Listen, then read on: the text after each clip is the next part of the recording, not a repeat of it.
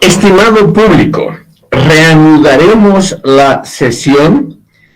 Hoy día vamos a concluir con el pensamiento social y político de la era colonial. Y voy a seguir mostrándoles algunos de los aspectos no tan conocidos de la era colonial, como el pluralismo cultural e ideológico que hubo en ese tiempo. México, estimado público, siempre fue el más grande de los virreinatos, como les decía, y el más importante. Y sobre todo se nota eso en una manifestación que está muy cercana al pensamiento, que es el arte. En la pantalla ven ustedes la Catedral de la Ciudad de México, una de las más grandes e imponentes del mundo, probablemente en el mismo lugar donde se alzaban grandes templos aztecas que obviamente fueron destruidos por los españoles. Si ustedes un instante piensan en el valor filosófico de este arte, se van a dar cuenta, estimado público, que es un arte que tiene dos finalidades simultáneamente. En primer lugar, impresionar al público, a los feligreses, con la majestuosidad de ese arte. Ustedes ven aquí la Catedral de la Ciudad de México, una de las más grandes y de las más trabajadas, elaboradas en toda América Latina, y al mismo tiempo pueden ver ustedes que este arte es un arte alegre, es un arte, estimado público, que celebra la vida. El arte renacentista y barroco en el Nuevo Mundo es un arte simplemente que no es depresivo, sino es un arte positivo. Quiere mostrar al mundo lo bien que les va a los propios que han construido esto, como al mismo tiempo mostrarles naturalmente la alegría de vivir. Aquí ven ustedes, vamos a ver inmediatamente el significado filosófico de este arte. Ustedes ven aquí el Zócalo, la plaza central de México, cómo está hoy en día. Una de las aceras, uno de los lados, está completamente ocupado por la catedral. Es aquí donde estoy corriendo el cursor. Y al lado, estimado público, está el Palacio Virreinal, que hoy es el Palacio Presidencial. Aquí residían los virreyes de México y hoy es la sede del Poder Ejecutivo. En el centro ven ustedes una enorme bandera con una enorme bandera mexicana actual. En la época colonial se ponía obviamente la bandera real. Ustedes ven aquí uno de los detalles más interesantes, que es la conjunción de estilos. Y van a ver que esto inmediatamente tiene una significación político-filosófica. Aquí a la extrema derecha inferior ven ustedes edificios modernos construidos con materiales actuales, como cemento armado, etcétera, etcétera, en conjunción con estos monumentos del arte virreinal. Y actualmente, estimado público, en esta esquina, en la esquina formada por el Palacio Virreinal y la Catedral, aquí donde estoy moviendo el cursor, aquí se están haciendo excavaciones y están echando abajo estos edificios modernos, porque se cree que aquí estaba el gran templo azteca, y se lo va a tratar de reconstruir para mostrar justamente la conjunción entre el mundo prehispánico, la colonia española y el mundo actual. Esa tendencia sincretista, o sea, unión de culturas, eso es uno de los aspectos más interesantes del arte en América Latina y posiblemente una de las manifestaciones de su filosofía. Aquí ven ustedes un clásico cuadro donde se muestra la unión entre un europeo y una indígena, un matrimonio mixto. Ya aquí ven ustedes el español, como era en la época barroca, sombreros muy amplios con muchas plumas. La época barroca es la época del ornamento, es la época por excelencia del adorno. Lo barroco es justamente lo adornado. Ustedes ven en la vestimenta de los varones, es una vestimenta muy, muy llena y recargada de adornos de todo tipo y colores, pero también aquí en la vestimenta de la bella indígena. Este arte, estimado público, es probablemente una de las manifestaciones justamente de lo mestizo.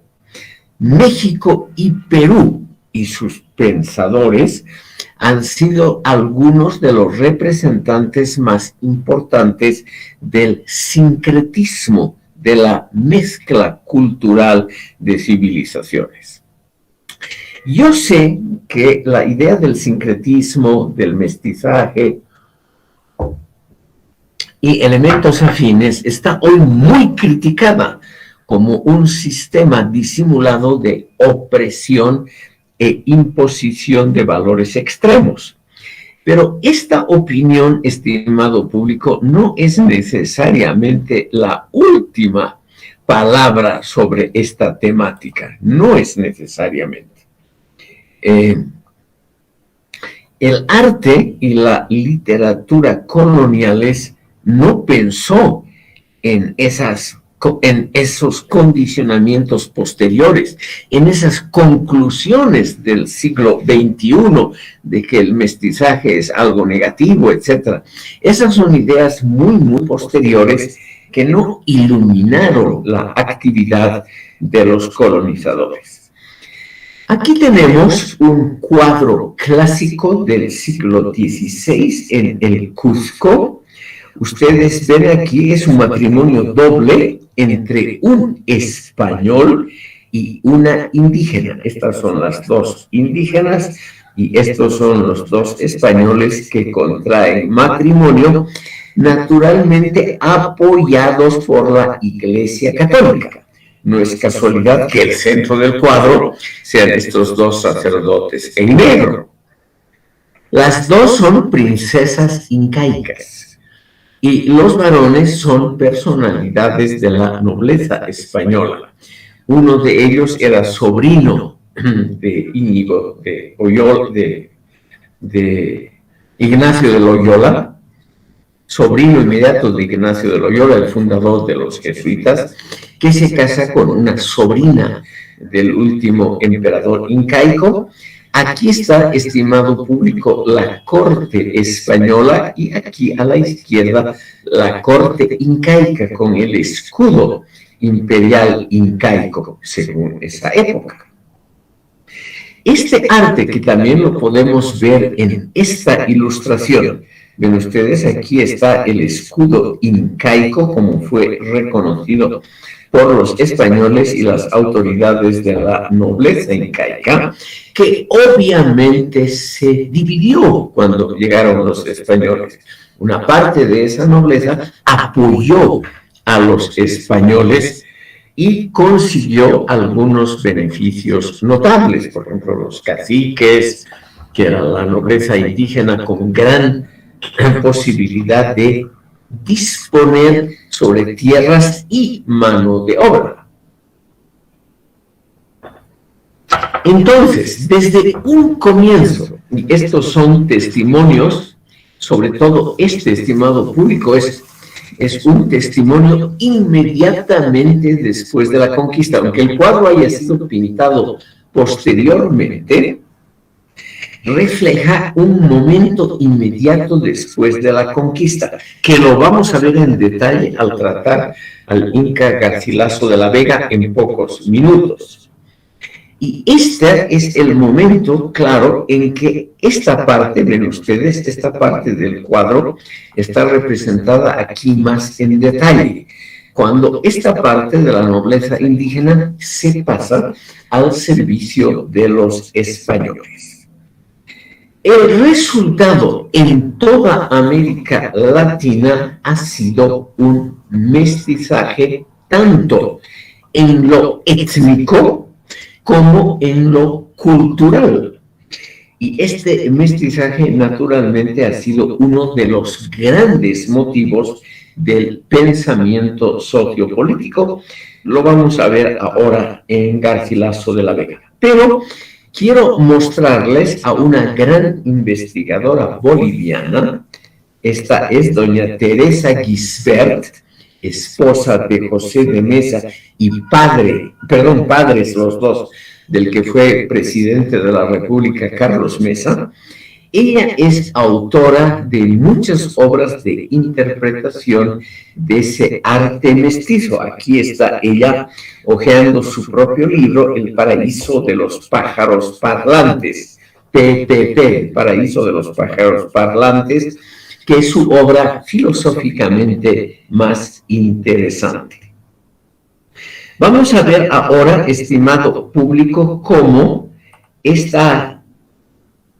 Vamos a ver un segundito si lo encontramos a Garcilaso de la Vega, creo que es este. Vamos a ver esta teoría primeramente de la mano del que ha sido llamado el primer mestizo en la historia latinoamericana, que es el historiador y poeta Garcilaso de la Vega. Garcilaso de la Vega, estimado público, es el hijo de un español importante.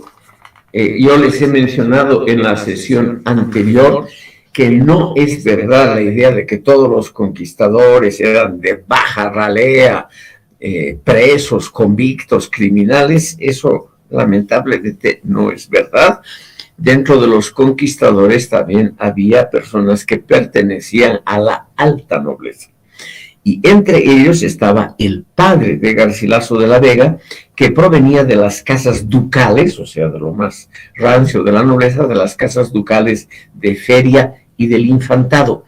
Menciono este dato que les puede parecer a ustedes sin la más remota importancia, porque Garcilaso de la Vega en sus obras y en su epitafio ordenó que se pusieran esos parentescos. La madre era una princesa incaica, una hija o nieta directa de Huayna Cápac. Por lo tanto, Garcilaso de la Vega de niño creció entre dos mundos. Su madre le habló en quechua, ella y su séquito tenían muchos servidores que los españoles dejaron en poder de la nobleza que se pasó a ellos, muchos servidores que le hablaban en quechua y que le contaron las glorias del imperio incaico. Y él, en su obra más importante, Los Comentarios Reales de los Incas, aparecido en 1609, en estos comentarios reales, él ha hecho la primera historia del imperio incaico basado en los testimonios directos de la familia imperial, o sea, de primera mano. Pueden haber muchos errores, puede ser obviamente que los comentarios reales de Garcilaso de la Vega incluyan una serie de falsedades y exageraciones. Eso es lo más humano y lo más probable. Pero lo interesante en los comentarios reales de 1609 Y en su continuación, que se llama Historia General del Perú, publicada en 1617, el estimado público trata de escribir una historia que deje bien parados tanto a los incas como a los conquistadores españoles. O sea, es un esfuerzo intelectual muy temprano del siglo XVI. Él vivió entre 1539 y 1616. Él trató, estimado público, de dar a conocer el primer intento de un pensamiento propio, autóctono del antiguo Perú. Y ese pensamiento autóctono, él mismo se calificó así, ese pensamiento que trata de hacer justicia a ambos lados, hoy naturalmente considerado como una concesión indebida a los conquistadores, es el primer intento de un pensamiento sociopolítico propio. Quiero, por lo tanto, detenerme un momento en Garcilaso de la Vega y en su teoría, porque, estimado público, es una teoría que ha tenido una enorme importancia posterior. Garcilaso de la Vega, hijo de un conquistador, o sea, alguien que con la espada en la mano ganó su pequeño espacio en la colonia, y de una princesa incaica, naturalmente estaba en una posición privilegiada para escribir este texto, pero también en una posición muy delicada, porque ambos lados tenían mucho que ocultar y ambos lados tenían también aspectos muy negativos. Lo esencial, el núcleo es el siguiente. Garcilaso de la Vega justifica la conquista española por dos motivos. Uno que tiene que ver con el realismo político y otro con la religión, hoy diríamos con la ideología. Empezaremos con la religión. Garcilaso de la Vega era un tipo muy creyente, como que al final de su vida él entró a una orden religiosa, él se convirtió en un religioso, porque era realmente un hombre muy, muy creyente.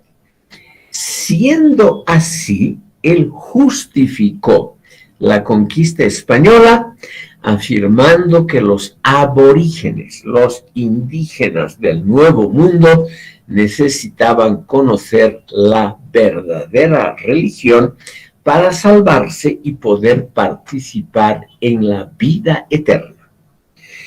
Hoy en día, seguramente ustedes sonríen al escuchar estos argumentos, sonríen irónicamente, porque les parece que eso no tiene asidero real.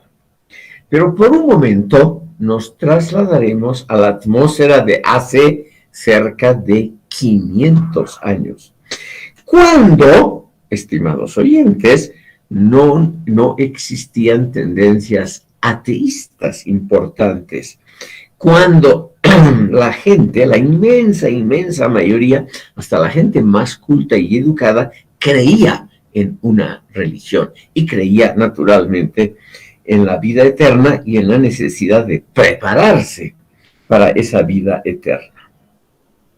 Entonces, simplemente no es que yo trate de justificar, pero estamos tratando de comprender a Garcilaso de la Vega. Él, como creyente, creyó que los indígenas tenían derecho a la vida eterna, tenían derecho a conocer la verdadera religión y tenían derecho, naturalmente, a participar en esa verdadera religión, que era la religión del amor al prójimo y de la igualdad ante los fieles. Toda su vida, Garcilaso de la Vega, con las armas de las letras, él luchó porque los indígenas sean reconocidos como vasallos en igualdad de condiciones como los vasallos peninsulares. O sea, sumisión al rey, pero en igualdad de condiciones con los españoles, sobre todo con los castellanos, que era el núcleo de la conquista y naturalmente el núcleo más importante de España hasta el siglo XVIII. Garcilaso de la Vega tenía un segundo argumento. Ese argumento es el argumento del realismo, que quiero exponer muy brevemente. Con mucha razón, él pensó que vivimos en un mundo muy pequeño. Ya había transcurrido el viaje de Fernando de Magallanes alrededor del globo, y había habido la circunnavegación del globo terráqueo, y por lo tanto, la gente culta como él sabían que el planeta era en el fondo muy pequeño y que era inevitable la intercomunicación entre culturas, que incluye naturalmente el comercio y la guerra. Incluye el intercambio de bienes, también bienes culturales, creencias, gustos, etcétera, pero también la posibilidad de una guerra, de conflictos armados para apoderarse de esos bienes. Entonces, él nos dice que si no hubieran sido los españoles, hubiera sido cualquier otra potencia técnicamente más o menos desarrollada, la que hubiera conquistado el Nuevo Mundo.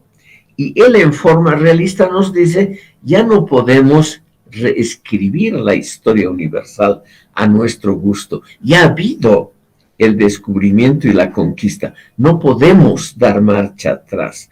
Entonces tenemos que vivir con el dominio español. Y él creyó que entre los dominios europeos, el español era el mal menor. O sea que era relativamente aceptable porque los otros eran aún peores, más discriminadores. Por ejemplo, los ingleses dedicados solamente a la consecución de recursos minerales, etcétera, etcétera. Esos dos elementos, o sea, el realismo político, la aceptación de la conquista porque ya no se la puede evitar, y la idea de que los indígenas merecen vivir la vida eterna al lado de la religión verdadera, son los argumentos por los cuales Garcilaso de la Vega justifica la conquista española. Este es, estimado público, como ustedes pueden imaginarse, el punto actual de discusión. Podríamos decir, los críticos del mestizaje, él fue el primer mestizo del Nuevo Mundo, los críticos del mestizaje dicen que todo eso son estrategias dominacionales de los centros metropolitanos, de los centros europeos, para justificar, para legitimar la conquista. O sea, los dos argumentos utilizados por Garcilaso. Él, en cambio, se creyó a sí mismo, y tenemos de alguna manera que respetar su opinión, él se creyó a sí mismo, él pensó de sí mismo que era un hombre realista. Él no sé, como él además era un hombre de algún dinero, como les decía su padre, venía de dos famosas familias españolas, familias que lo recibieron muy bien a Garcilaso cuando él viajó a España. En la segunda mitad del siglo XVI, él viajó y se quedó para siempre en España, sobre todo en Córdoba, en el sur, en Andalucía. Y estos parientes, claro, le facilitaron una vida muy buena en España. Él llegó a ser un hombre relativamente acaudalado, recibió una buena herencia. No le fue mal en la vida, ¿no es cierto? Qué envidia, estimado público, de los intelectuales que siempre tienen una vida muy incierta. En cambio, él, por su ascendencia, también por su relación privilegiada con las fuentes de la historia incaica, él ha estado obviamente en una relación privilegiada, que es el punto que actualmente se lo critica en el Perú. En el Perú, igual que aquí, hay un poderoso renacimiento de ideologías nativistas, reivindicacionistas, indianistas, etcétera, etcétera. Lo mismo que en Bolivia. Y Garcilaso de la Vega es uno de las metas, de los objetos más duros de la crítica, por su defensa de la conquista y su defensa del mestizaje. Tenemos otra obra muy interesante de Garcilaso de la Vega, que es La Florida del Inca. Florida del Inca. Y en esta obra él hace una reconstrucción histórica, es el único documento que hay, sobre la conquista del actual estado de Florida, en el sur de los Estados Unidos, por fuerzas españolas, por el famoso conquistador Hernando de Soto. Aquí pueden ver ustedes en este mapa, o tal vez en este más claramente, aquí, estimado público, aquí está la península de Florida, que hoy es uno de los estados más importantes de los Estados Unidos, el que tiene el mejor clima, es el estado, como ustedes saben, Miami es la ciudad más importante aquí en el extremo sur, es uno de los estados más exitosos de los Estados Unidos. El nombre ya lo dice, fue colonia española. Y fue conquistado por Hernando de Soto, amigo de Garcilaso de la Vega, y los conquistadores aquí, que no tuvieron suerte, es decir, hay unas pocas iglesias de la época colonial, muy pocos restos, no fue una colonia importante, aunque recién en 1819 Florida fue vendida a los Estados Unidos por el gobierno español.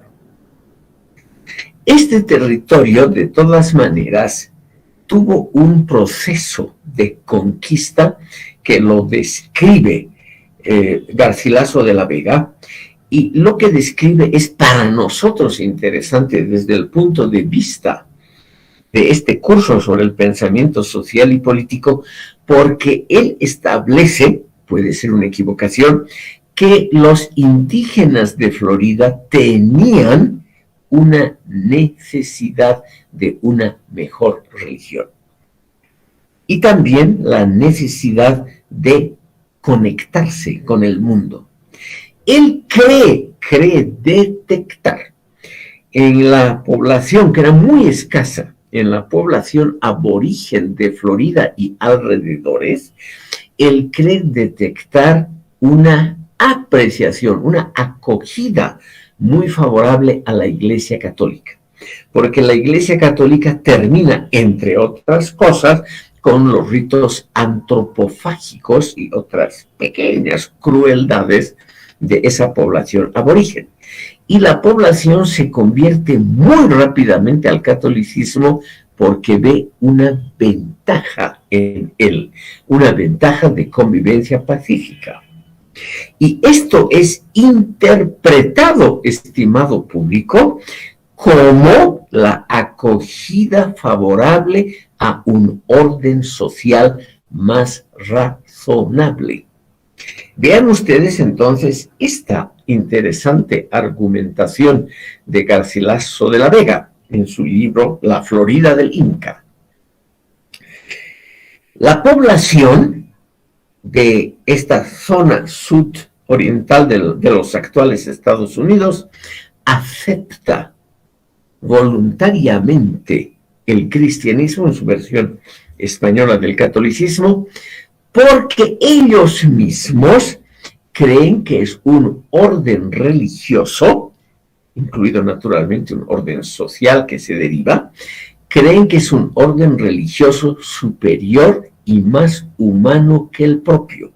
Entonces la aceptación es rápida y general de una religión que prohíbe sacrificios humanos y prácticas similares, y que por lo menos en teoría predica el amor al prójimo y la igualdad entre los creyentes. Y el segundo elemento que también Garcilaso de la Vega cree ver, que lo escribe en la Florida del Inca, es que los indígenas aquí han escuchado ya que había otros imperios, como el azteca y el maya, no son lejanos, y que habían otras culturas en las Antillas. Y ellos mismos creen que era ineludible, es decir, inevitable el contacto con otros mundos. Y simplemente los españoles son los primeros, porque ni los aztecas ni los mayas llegaron a la Florida.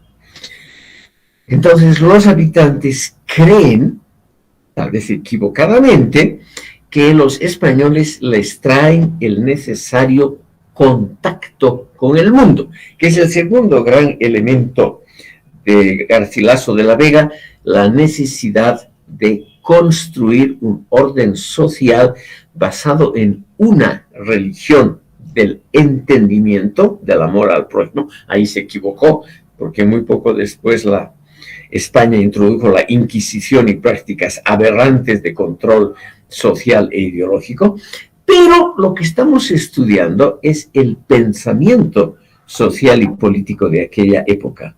Y aquella época, como épocas posteriores, como a comienzos del siglo XX con las revoluciones socialistas, creyeron en la posibilidad de la construcción de un mundo mejor, de un orden social más justo.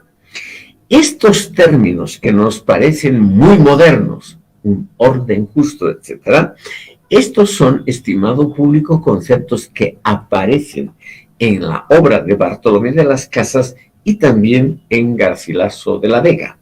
O sea, la utopía de un orden mejor basado en la fraternidad humana, pero también en la intercomunicación de todos con todos, no en el cerrarse sobre uno mismo, no, estimado público, en el tratar de permanecer incólume, es decir, intocado por culturas ajenas, sino en el intercambio de personas y valores, en la necesidad de por lo menos probar, hoy diríamos estudiar, analizar los valores de orientación, las normas sociales, los modelos de planificación económica, política de otras culturas. Esa apertura al mundo es muy interesante porque tanto en Bartolomé de las Casas como en Garcilaso de la Vega aparece, estimado público, como uno de los elementos más importantes de ese nuevo mundo, que está en la memoria de muchas culturas, unida a la posibilidad de una utopía mejor, de una construcción del mundo que sea algo mejor de lo que hay en la realidad. En el Alto Perú, que era parte hasta 1776 del Virreinato de Lima, esa idea, estimado público, es también muy popular. Ya hemos visto unas imágenes de los claustros universitarios de San Francisco Javier en Chuquisaca, para que vean ustedes dos cosas simultáneamente: el esplendor, la riqueza de la colonia, por lo menos para las clases privilegiadas, y al mismo tiempo el mestizaje en el arte. Es que yo, siguiendo a Teresa Gisbert, les muestro la portada colonial más trabajada y más rica, que está en una iglesia relativamente modesta en Potosí. La iglesia de San Lorenzo, que en su interior no es una iglesia imponente, tiene sin embargo una fachada tallada en piedra excepcionalmente rica. Y esto nos muestra, entre otras cosas, que había mucho dinero en Potosí. O sea que Potosí era realmente un territorio rico, poderoso, etcétera. Claro, construido sobre la explotación inhumana de los indígenas, por la mitad potosina, que la vamos a ver ahora mismo. Pero de todas maneras, estimado público, se hizo una cultura, un modelo social que es relativamente interesante. Aquí tenemos la iglesia de San Lorenzo, que tiene, por ejemplo, un arcángel aquí en el centro, en esta hornacina, en este nicho central. Ven ustedes un típico arcángel de la tradición occidental. Pero al mismo tiempo, los talladores han puesto aquí, en las otras dos hornacinas laterales, frutas tropicales, animales y exponentes de la cultura indígena. Este tipo de arte, estimado público, no existe, según Teresa Gisbert, a quien sigo, en España. No existe esta riqueza ornamental. Entonces, de ahí se deriva la teoría del mestizaje en el arte y también en el pensamiento. La teoría de un sincretismo, de una mezcla, según Teresa Gisbert, relativamente bien lograda entre la tradición española, la religión católica por un lado, el amor a la tierra y a las tradiciones, podríamos llamar, indígenas por otro. Este es uno de los ejemplos más interesantes, entre otras cosas, como les decía, porque es la portada de un templo menor, no es la catedral, no es un templo excepcionalmente rico. Donde Teresa Gisbert se pregunta, si en un templo menor, como la iglesia de San Lorenzo en Potosí, ha habido tal riqueza artística, quiere decir que esta región y este virreinato del Perú realmente tenía una gran riqueza artística, que es siempre el correlato de una riqueza intelectual, que es, como ustedes saben, el tema que nos preocupa.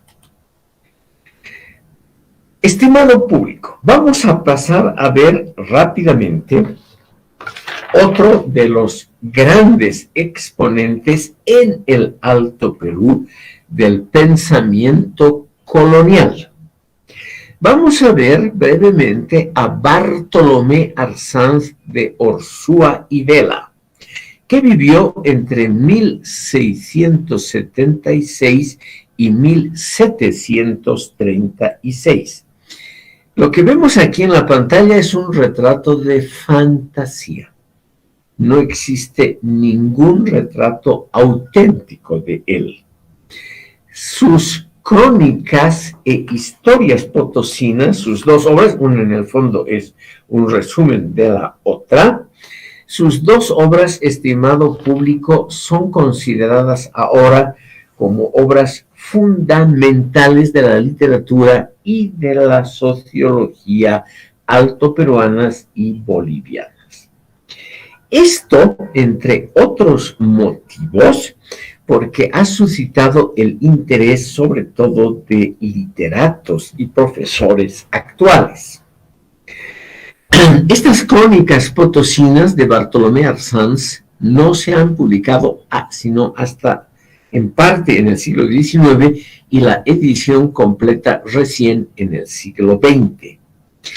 Él mismo era un potosino, hijo de españoles. También había pobres entre los españoles, no todos eran descendientes de casas ducales, como Garcilaso de la Vega. Pese a sus nombres muy complejos, Arzáiz de Urzúa y Vela como apellido, este señor provenía de una familia muy pobre. Nunca salió de Potosí. Por lo poco que se sabe, es probable que nunca haya ido ni a Sucre, al actual Sucre, a La Plata, que está, como ustedes saben, geográficamente muy cerca. Todo ello por falta de dinero. Él, Bartolomé Arsanz de Orsúa y Vela, dedicó su vida a la escritura de esa gran obra, las Crónicas Potosinas, que refleja claramente el pensamiento ya mestizo de la época española. Permítanme aquí que siga una obra muy interesante que ha aparecido aquí en La Paz, de un joven literato que actualmente es profesor en una universidad norteamericana. Me refiero a este personaje, vamos a ver si está en la bibliografía, un segundito, vamos a ver si está en la bibliografía.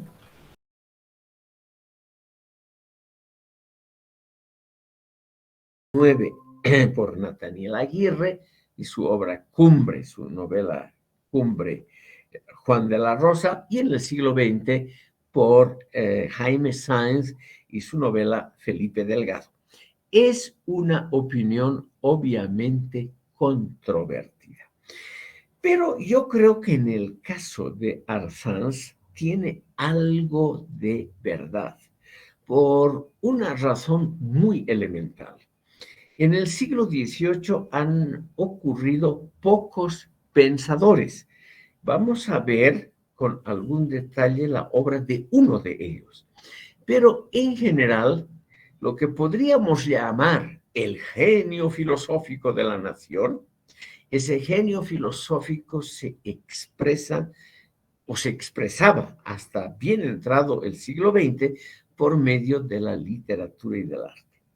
¿Qué nos dice Bartolomé Arsanz de Orsúa y Vela sobre el pensamiento sociopolítico de la primera mitad del siglo XVIII?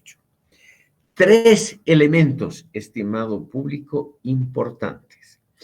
El primer elemento, la vida social estaba completamente imbuida, influida por la religión católica, sobre todo por el catolicismo católico barroco, que era un catolicismo extrovertido.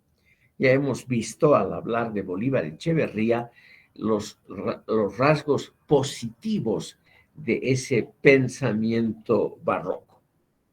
Pero aquí Bartolomé Arsanz de Orsúa y Vela nos dice que ese tipo de pensamiento barroco, ese tipo era sobre todo un pensamiento fiestero, un pensamiento artístico, un pensamiento de alegría.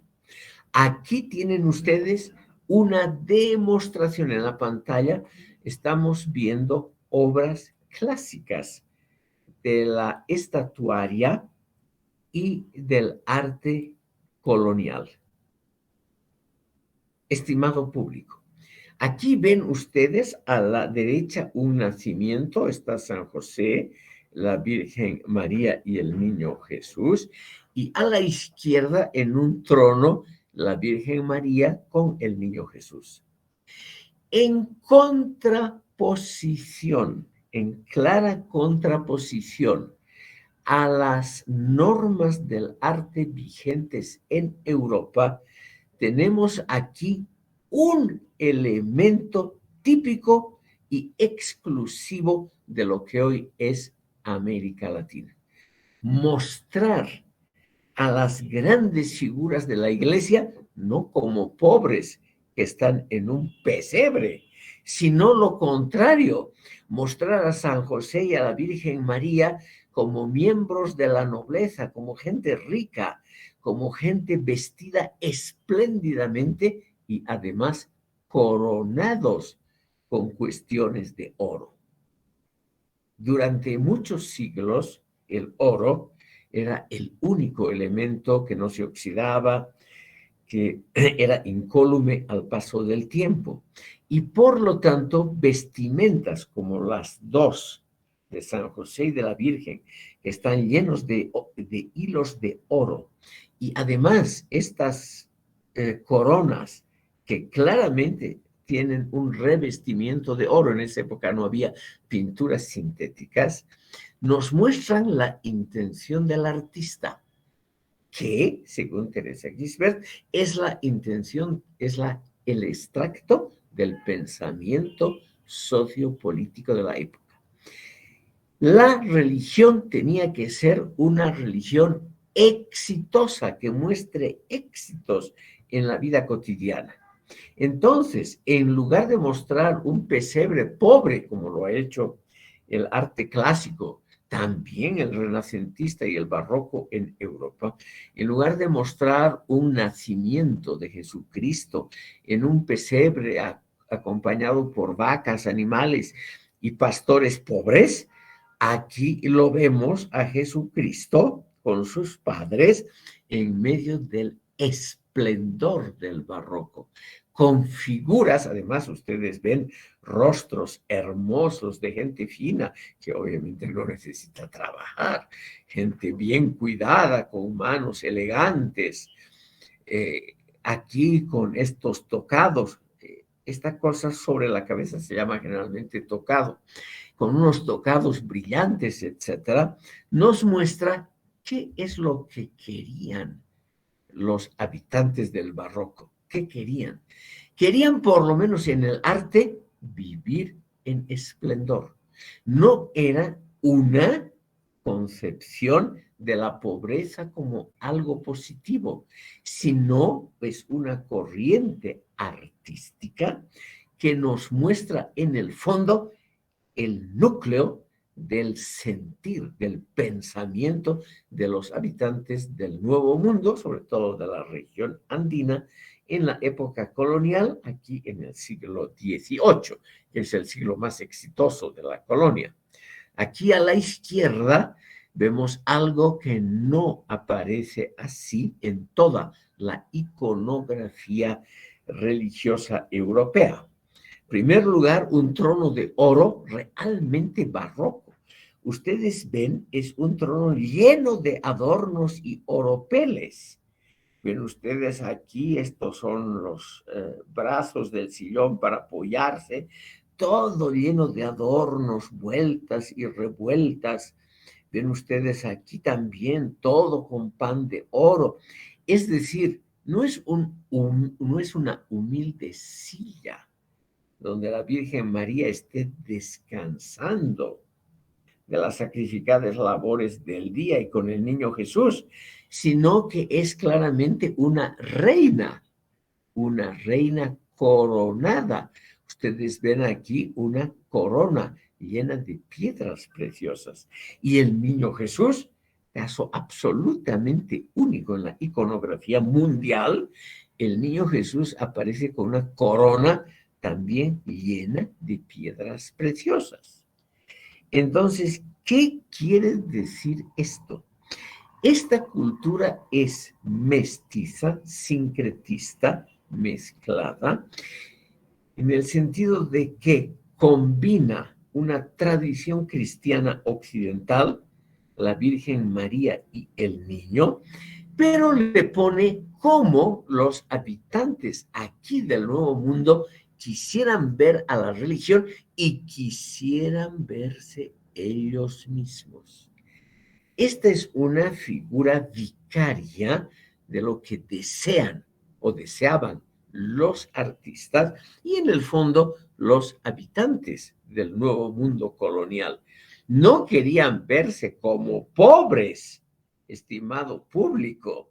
No querían verse en un pesebre con animalitos y pastores. No, aquí el niño Jesús aparece coronado con una madre que está con signos reales como la corona, vestimentas de oro, trono, no es un sillón, es prácticamente un trono de majestad. Entonces, ¿qué es lo que quería seguramente el habitante normal del Nuevo Mundo? Y muy claramente, como lo pinta Sanz, en su obra El habitante del Potosí colonial. Quería participar de la riqueza que tenían unos pocos. La participación en el esplendor y en la riqueza, ese es un elemento del siglo XVIII. No es la fraternidad de los pobres, es la participación de todos en la riqueza de los de arriba, de los que pueden llevar coronas. Entonces, tenemos en el siglo XVIII, y eso se ve claramente en la obra de este señor Bartolomé Arzáns de Orsúa y Vela, se nota un deseo de progreso económico muy grande. Todos querían imitar al minero exitoso, al azoguero que había acumulado una gran fortuna. No querían de ninguna manera ser identificados con la pobreza. Ese es el primer elemento. El segundo elemento que nos muestra Bartolomé en sus crónicas potosinas, nos muestra una sociedad en permanentes luchas internas. Todos los días, en estas crónicas potosinas hay reyertas, duelos, asesinatos, matanzas, infidelidades, adulterios, etc. Es una sociedad extraordinariamente dinámica, pero al mismo tiempo una sociedad no pacificada, una sociedad donde todos quieren vivir mejor, pero también quieren vivir en riqueza, aunque sea a costa del prójimo. Eso también nos muestra Bartolomé Arzáns en su obra. Y el tercer elemento, con eso concluyo el tratamiento de Bartolomé Arzáns, es, estimado público, la conciencia de que se está creando algo nuevo en la América española. Ya no es más el mundo clásico de los peninsulares, ni tampoco es una revitalización del mundo indígena. Ustedes ven aquí en esta pintura cómo está el Cerro Rico de Potosí en el fondo y las edificaciones coloniales. Todo esto enmarcado en un arco de fantasía, eso nunca ha habido en la realidad, y naturalmente a la izquierda libros. O sea, una cultura que combine lo indígena, que combine la existencia, los recursos del mundo indígena y y haga el sincretismo con el mundo español, que en parte es el mundo ya de la escritura, el mundo del saber académico. Ustedes ven aquí, él sujeta un libro con la mano izquierda, que es el símbolo del saber por excelencia, y en la derecha una pluma, dando a entender de que él se concebía a sí mismo como un experto en escritura, como un sabio. Ya no es el yatiri que actúa con medios naturales como hojas de coca, sino es obviamente el erudito europeo trasladado a tierras potosinas que fija en un libro lo que él observa. Por todos estos motivos, estimado público, es que Bartolomé Arzáns de Orsúa y Vela ha sido catalogado tanto por Leonardo García Pavón como por doña Teresa Gisbert y otros autores como la representación fidedigna del pensamiento sociopolítico. Dirán ustedes, ¿y qué tenía de político esto? Porque pese al deseo que podríamos llamar no nacionalista, pero sí nativista de este Bartolomé, ese ensalzamiento de Potosí, pese a todo ello, él refuerza su lealtad a los lejanos reyes españoles.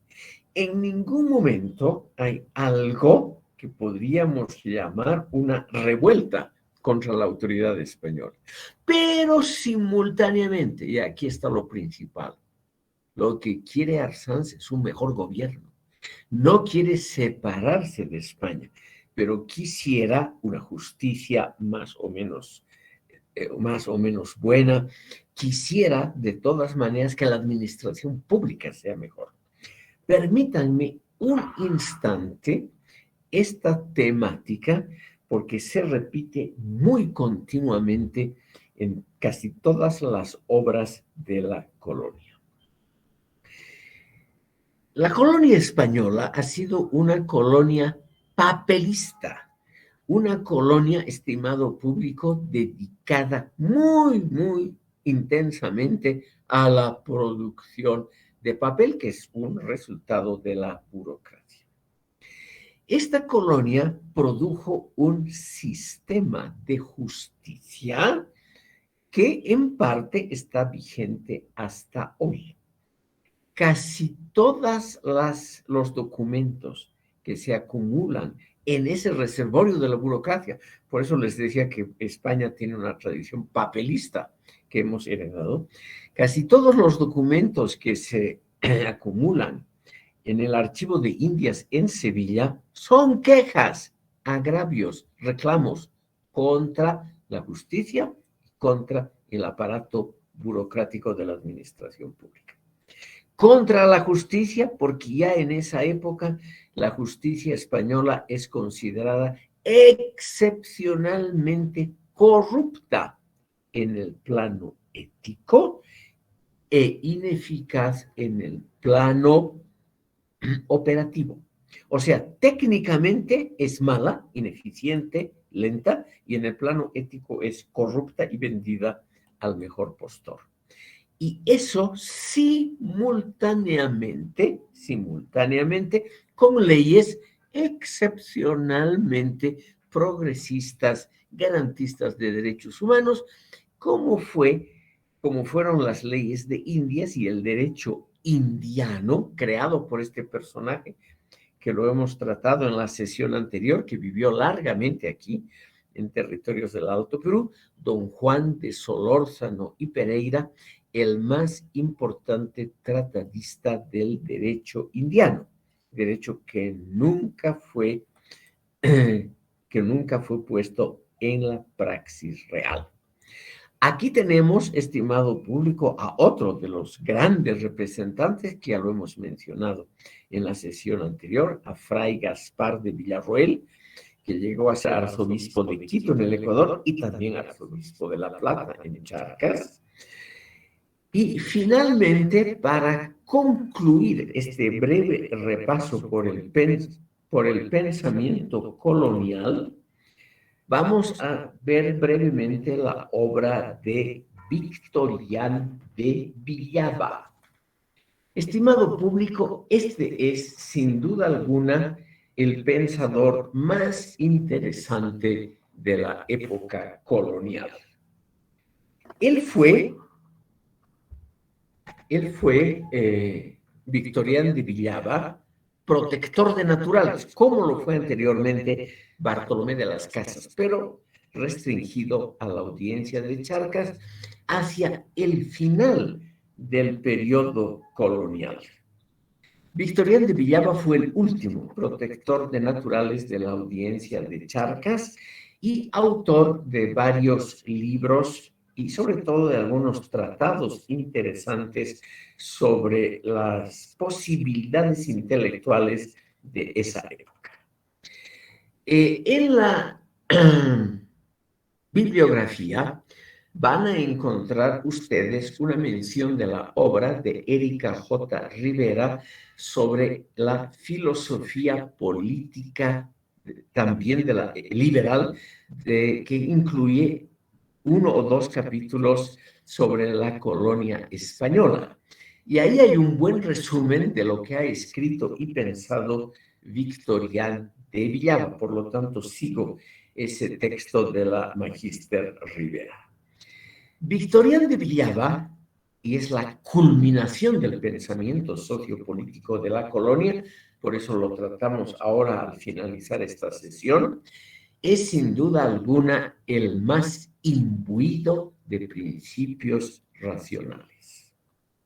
Hay un fenómeno, estimado público, que ha preocupado a los pensadores españoles, incluidos los dos que han tenido que ver con Cochabamba, el ya mencionado Gaspar de Villarroel y también Gaspar de Escalona y Agüero,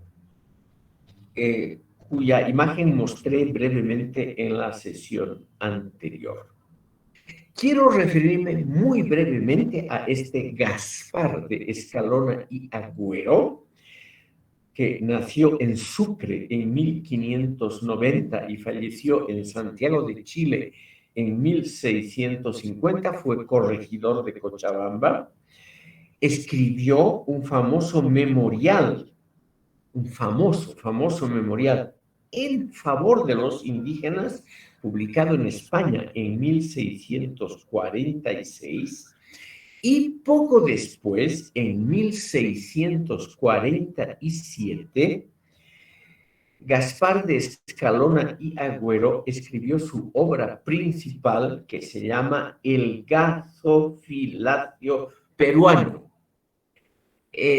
No les aconsejo leer esta obra, estimado público, porque tiene que ver con problemas económicos, tributarios, hacendarios, aduaneros de la colonia española y por lo tanto es para nosotros muy aburrido, porque además es un título larguísimo, perdón, es un libro muy largo que tiene poco que ver lo que podemos rescatar hoy de sustancia filosófica para nuestro curso.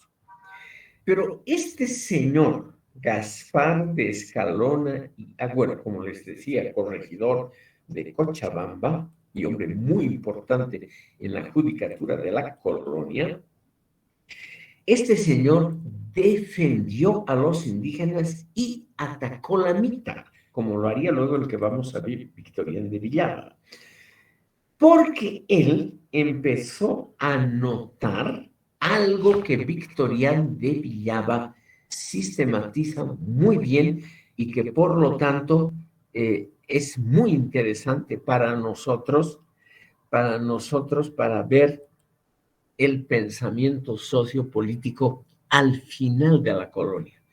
Porque no ha habido en México, ni en Centroamérica, ni en el virreinato de la Nueva Granada, o sea, Colombia, Ecuador, etcétera, un pensador de esa capacidad. ¿Qué es lo que preocupaba? Y aquí viene la primera filosofía de la historia que estos pensadores tratan. Aquí en la imagen, estimado público, vemos el periódico La Patria de Oruro. Yo les recomiendo a ustedes que alguna vez por vía electrónica le echen un vistazo, porque el Duende, el suplemento cultural de La Patria de Oruro, que es lo que estamos viendo aquí, tiene artículos intelectuales de alta calidad. Y este es uno de los poquísimos recordatorios y homenajes a Victorián de Villaba. ¿Qué es lo que le impresionó a este autor?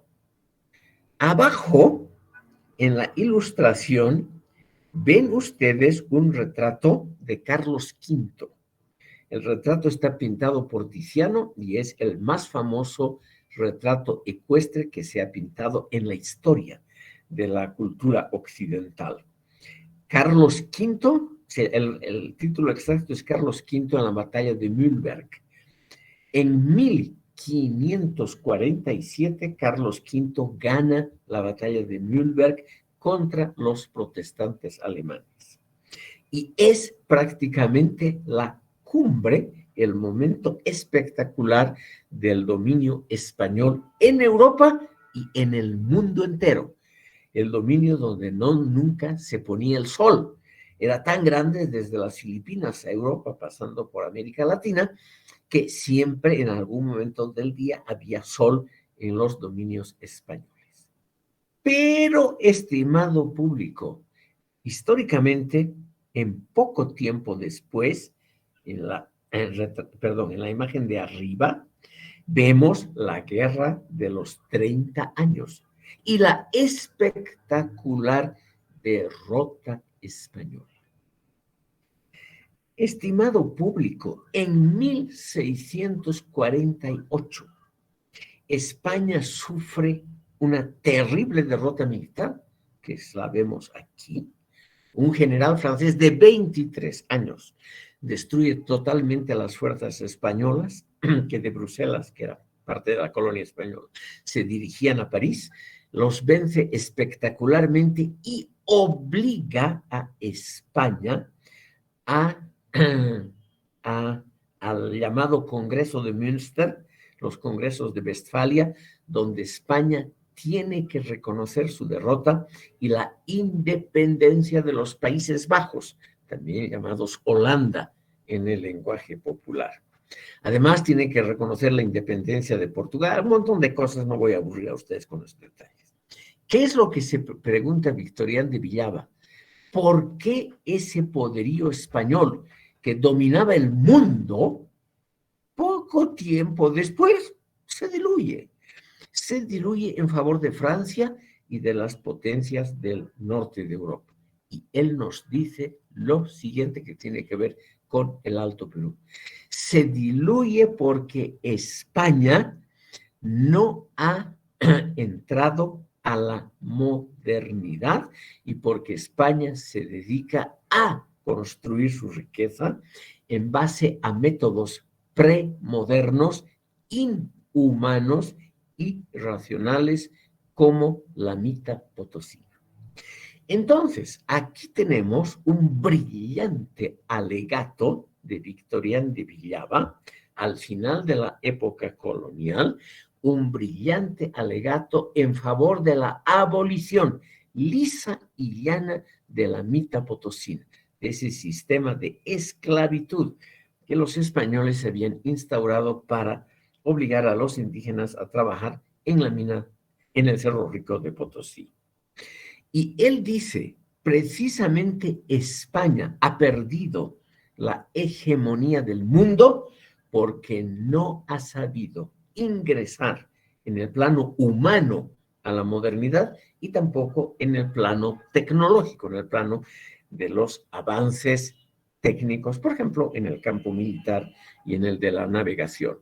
Y todo ello se debe a que la indolencia española ha hecho mantener durante periodos larguísimos de tiempo un sistema de esclavitud, la mita potosina, que ha sido, dice Victorián de Villava, en términos económicos una desgracia, realmente no ha tenido la posibilidad de acercarse a la calidad de la economía de los países como Francia, Inglaterra, Holanda, etcétera, y en el plano humano ha servido solamente para esclavizar a la gente, cuyo ejemplo más dramático sería la mita potosina.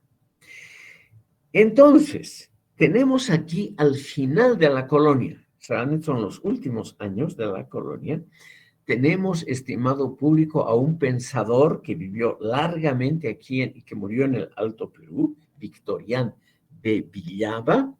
Por las dudas voy a poner el nombre en la pizarra del chat.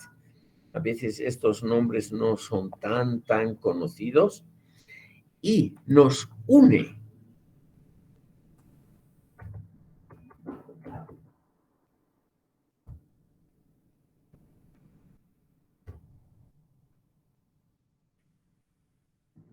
aquí tienen ustedes el nombre del último pensador de la época colonial y uno de los más interesantes que vivió toda su vida en lo que hoy es Sucre. Este Victorián de Villava, entonces, hace por primera vez una filosofía de la historia. O sea, amplía claramente el pensamiento sociopolítico a un tema que es relativamente raro en España y hasta hoy en América Latina, que es una filosofía crítica de la historia.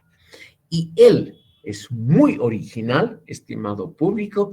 Él emplea por primera vez el concepto de modernidad y él dice que eso es lo que le ha faltado a España. ¿Por qué? Por la indolencia, por la comodidad, por la falta de inventiva y por la inhumanidad de sus gobernantes, que han preferido mantener sistemas de explotación realmente premodernos, atrasados, como ha sido la mita potosina, y que no han sido capaces, por ejemplo, de introducir el trabajo asalariado y pagado de los obreros en el sector minero potosino, como lo habían implementado, por ejemplo, en México. Entonces, para terminar y cerrar la sesión de hoy, quiero simplemente recordar a ustedes el pensamiento sociopolítico en la época colonial. Fue un pensamiento plural. No había una sola opinión, sino desde el comienzo mismo, con Bartolomé de las Casas, un pensamiento plural, diverso, en parte humanista, que ha tenido unos exponentes muy brillantes. He empezado con el más conocido, con Bartolomé de las Casas, y termino con otro muy brillante, Victorián de Villava, para que vean ustedes también que la colonia española produjo lo que podríamos llamar un pensamiento progresista. Al lado, claro está, de una masa enorme, hoy olvidada con razón por la historia, una masa enorme de un pensamiento reaccionario, partidario de mantener formas de esclavitud como la mita potosina, y un pensamiento antidemocrático y antiliberal que termina justamente con la colonia y con el comienzo de la importación de las ideas de la ilustración, que va a ser el tema de la próxima sesión. Siendo las 13:35, aquí terminamos la sesión de hoy. Perdón, Osmar Sotomayor tiene una pregunta, por favor. Osmar, siga usted. Gracias, doctor. Bueno, usted nos ha descrito correctamente que ya en la colonia teníamos, en el sentido de la administración de justicia, problemas técnicos de la eficacia, nos dijo, y problemas éticos respecto a la corrupción. Sí. Actualmente, como lo han dicho muchos autores, vivimos todavía herederos de este sistema, ¿no? Y se habla constantemente de una reforma de la justicia. Sí, Entonces, exactamente. yo en ese sentido quisiera hacerle dos preguntas. Uno, ¿por qué cree usted que se han mantenido estas características y estas deficiencias del sistema de administración de justicia en el régimen republicano? Y una pregunta al respecto de que si usted considera que, si usted confía en algún mecanismo de reforma de la administración de justicia, o estamos destinados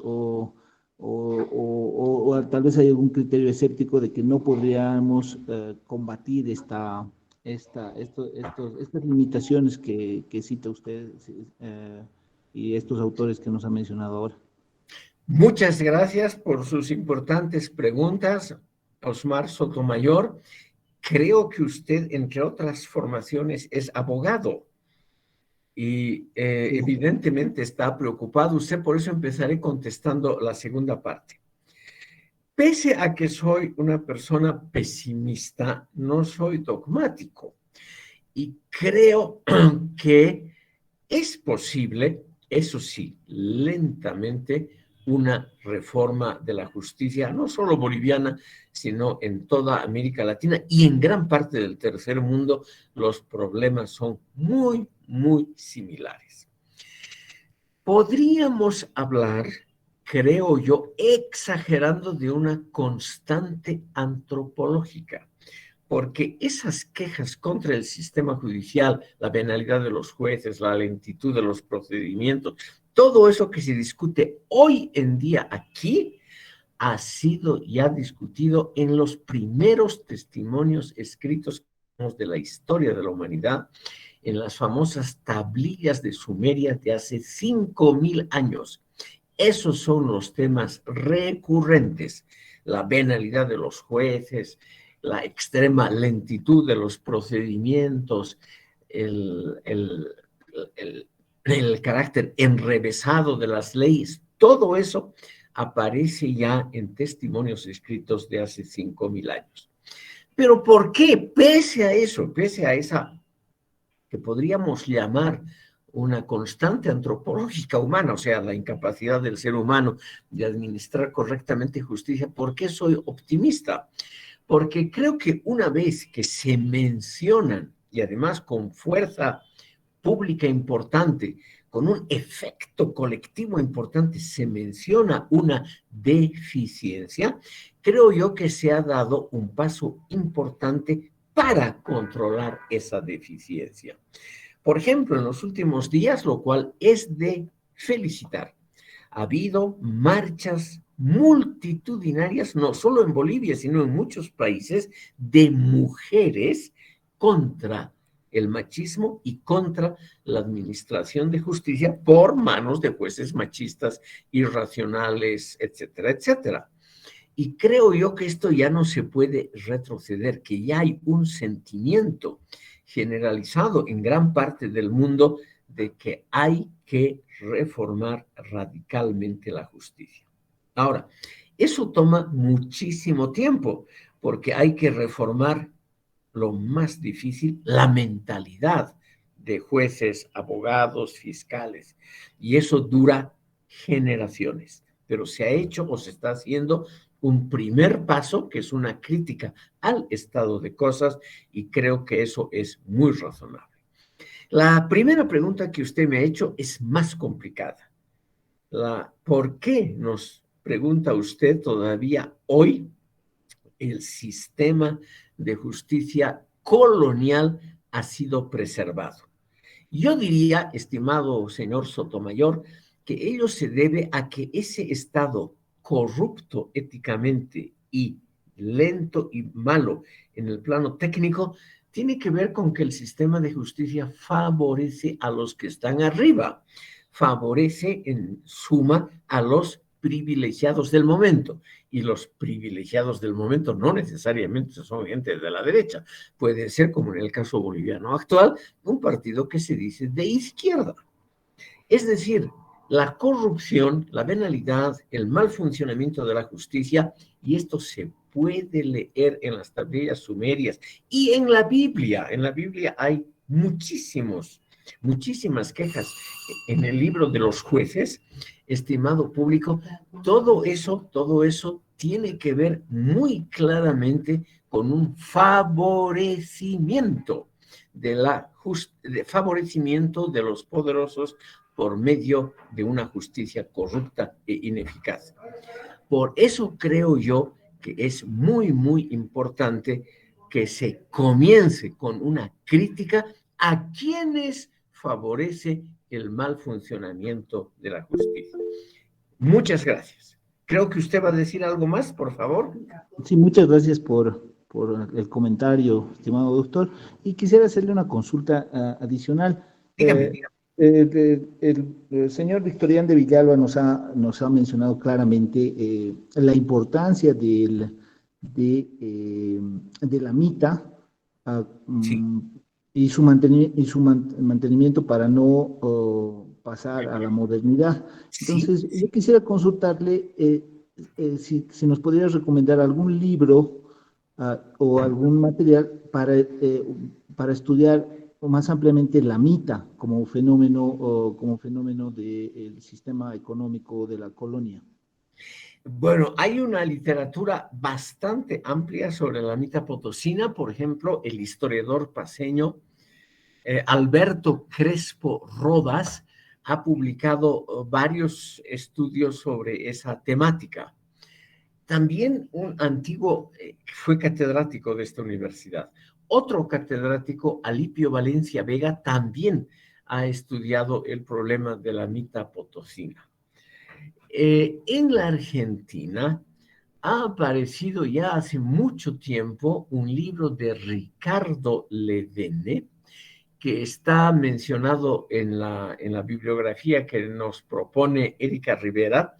Ricardo Ledene es el que ha republicado en el siglo XX las obras de Victorián de Villaba y quien ha compuesto un largo estudio sobre Victorián de Villaba. Ese libro se lo puede todavía conseguir en la Biblioteca Central de la UMSA y en la Biblioteca de la Carrera de Filosofía. Si es que no lo han robado, claro está. Yo creo que esos son los dos estudios más interesantes que se han hecho sobre la Biblia. Perdón, sobre Victoria de Villaba, perdón. El señor Cardoso quería decir algo, por favor. No, parece que no. Bueno, estimado público, ya debe, el señor Arteaga, por favor, señor Arteaga, siga usted. Buenas tardes, doctor. Y quería hacer una pregunta, ¿no? Por favor, siga. Usted ha dicho que Bartolomé de las Casas había defendido cuestión de los indígenas en cuanto a sus derechos. Sí. He estado revisando y tuvo un debate interesante sobre eso, ¿no? En Valladolid, en España. Sí, en Ajá, exacto. 1550. Ajá, con Sepúlveda porque era una contraposición, Sepúlveda, que decía que los indígenas no tenían ese derecho porque ellos, usando conceptos, por ejemplo, salvajes, o no tenían, o sea, no eran humanos, porque no eran humanos y que no merecían ese derecho. Entonces, eso quería tal vez comentar porque Bartolomé de las Casas había justamente luchado para que los indios no sean eh, terminados por los españoles, ¿no? Claro, Gracias. señor Arteaga, gracias a usted. En 1550, en uno de los muchos viajes que Bartolomé de las Casas hizo del Nuevo Mundo a España, él estuvo en Valladolid, que en cierta época fue la capital de España, y tuvo un debate con Juan Ginés de Sepúlveda. Y ese debate se conoce hoy como el debate de Valladolid.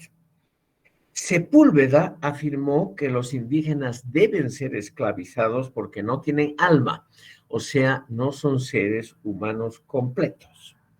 En cambio, Bartolomé de las Casas, con muchos ejemplos, es un alegato muy famoso, estableció que los indígenas son exactamente iguales a todos los otros seres humanos y que merecían ser tratados en igualdad de condiciones como los otros súbditos de los reyes españoles.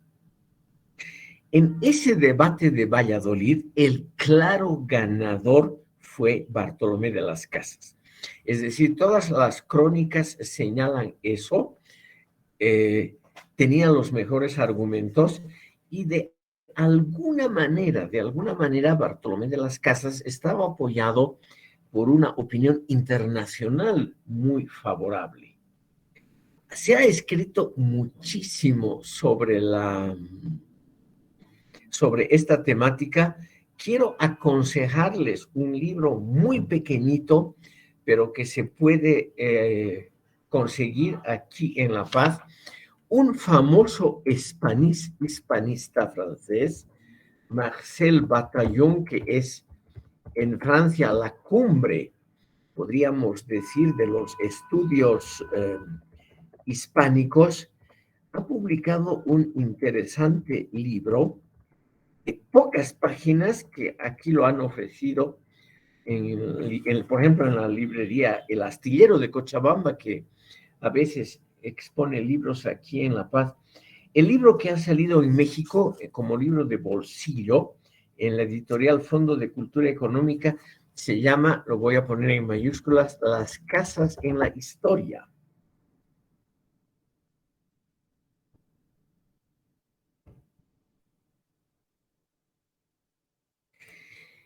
Y este pequeño libro además muy bien escrito. Batallón es uno de los grandes estilistas, que no llega a 80 páginas, nos muestra todos los méritos que ha tenido las casas en la defensa de la dignidad de los indígenas y en el hecho de que ellos tienen que gozar de los llamados derechos humanos en el derecho natural de la época, al igual que cualquier otro ser humano. Es muy interesante, sobre todo porque Marcel Batallón, perdón, hay un error. Les voy a poner el nombre correcto, faltaba una L. Consideren ustedes así el nombre de este autor. El mérito de este libro es que en muy pocas páginas, nos muestra dos cosas. Cómo las casas llegó a sus teorías, porque realmente es algo excepcional. Un tipo que era encomendero, además muy exitoso, un tipo económicamente exitoso, se vuelve, digamos así, filósofo, pensador y recién sacerdote, y en el curso de esa larga vida logra realmente poner una parte, por lo menos, de la opinión pública a su favor. Él nunca tuvo problemas con autoridades ni nada, las casas realmente tenían una cierta autoridad. La pena es que la praxis cotidiana de la administración colonial española fue terrible, fue inhumana y contraria a sus propias leyes. Gracias, señor Arteaga, por haber preguntado. El señor Velasco, por favor, señor Velasco. Doctor, buenas tardes y gracias por la clase de hoy. Un tema bien amplio, complejo, con muchas aristas. Para no abusar de su tiempo, quería hacer una solicitud porque tengo una pregunta pero debo desarrollarla. Si en la siguiente clase, los primeros minutos, puede designar un tiempo para algunas preguntas que han quedado pendientes sobre la temática de hoy, que es muy importante. Con todo gusto, señor Velasco. Entonces, ya lo fijaremos así.